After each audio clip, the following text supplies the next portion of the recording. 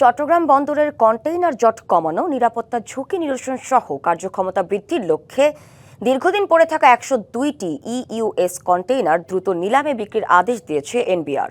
এর মধ্যে আইনি জটিলতায় পড়ে থাকা ৬০ থেকে ৬৫টি বিপজ্জনক দাহ্য পদার্থের কন্টেইনারও রয়েছে। সম্পূর্ণ ডিজিটাল পদ্ধতিতে পরিচালিত এই নিলামের মাধ্যমে বিভিন্ন ধরনের শিল্প ও ভোগ্যপণ্য বিক্রি করা হবে।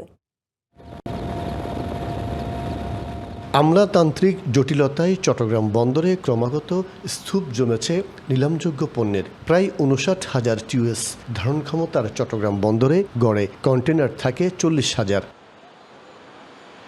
কিছু কন্টেনার রয়েছে পরিত্যক্ত, কোনোটি বিপজ্জনক দাহ্য পদার্থের কন্টেনার। যে কোনো সময়ই বিস্ফোরিত হলে ঘটতে পারে বড় ধরনের দুর্ঘটনা। বন্দরের ধারণ ক্ষমতার ১২% অংশই দখল করে আছে কন্টেনারগুলো।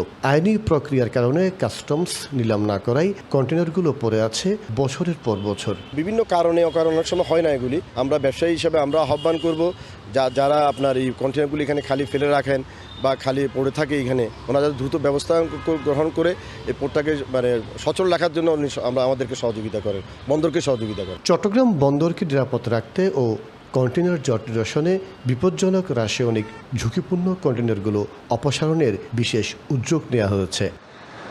নগদ নিয়ে এলো হার না মানা হার অফার।